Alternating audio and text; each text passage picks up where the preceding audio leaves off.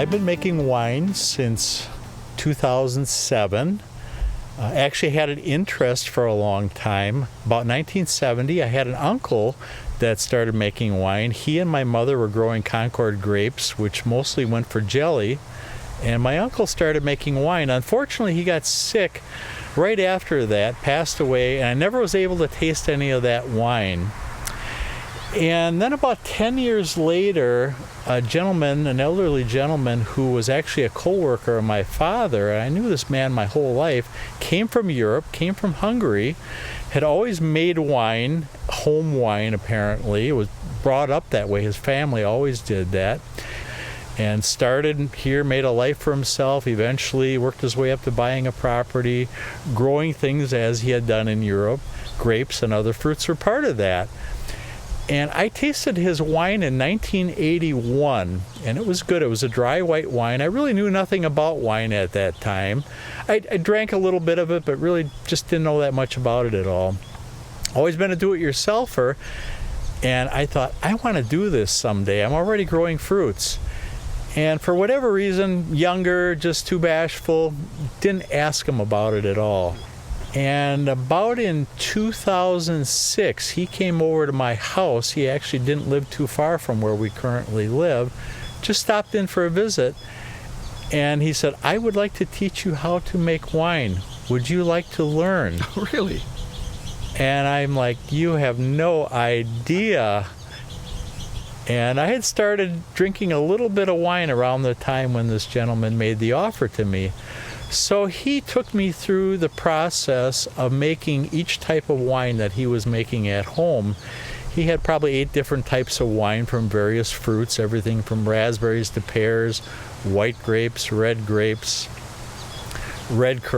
and a few other minor fruits. And he just patiently showed me in his operation there how he did each one, the whole process there.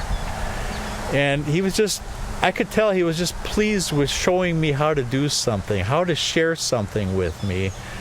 And like I said, being a big do-it-yourselfer, that's what really appealed to me, I guess. Shortly after that, within a year after I started making that first batch, I found out about the Wisconsin Vintners Association, a association of largely home winemakers based in the Milwaukee, Wisconsin area. Attended one meeting as a guest upon the recommendation of somebody at a wine supply shop in the Milwaukee area. I was asked that night at that first meeting, what do you think of this? I said, I want to join.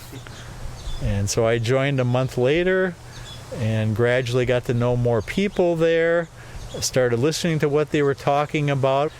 After a few years of that, I got on the board of directors there, and just to learn more about the organization, to get involved a little bit. I'm a firm believer that everybody should serve and everybody can do something, can contribute something.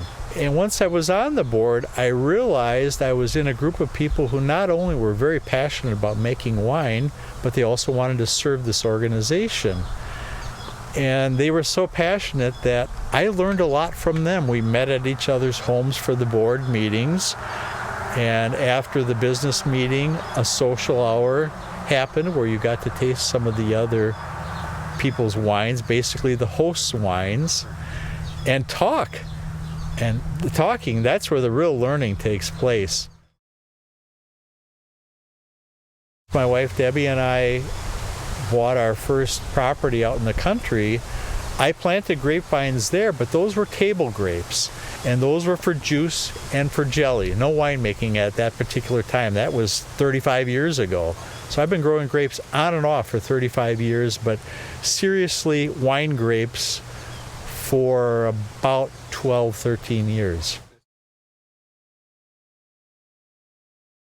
The 2 types of grapes I have at this particular time are Frontenac Blanc.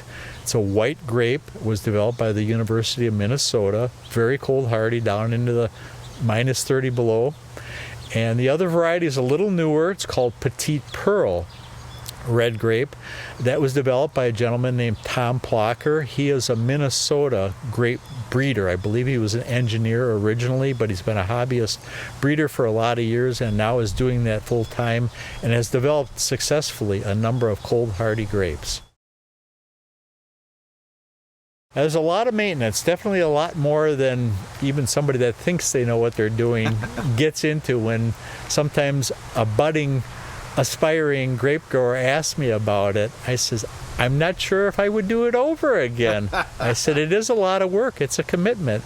We have a very full life already, but year-round you are doing something with those vines. Go back to January 2019, the polar vortex here, 20-some, 30-some below, whatever it was. I was up at the Grape Grower Conference actually in January when that cold weather was happening back home here. We had a lot of damage to the vines throughout the state, probably throughout the Midwest. To both of the varieties that I'm growing here, there was a lot of damage, and it wasn't just tender buds. It was wood that was damaged, that was killed. So a lot of damaged tissue had to be removed from those vines because it was not going to live. And that severely impacted production, took a big hit in production last year. Last year was a very small crop because of that. But that's farming, that's growing things.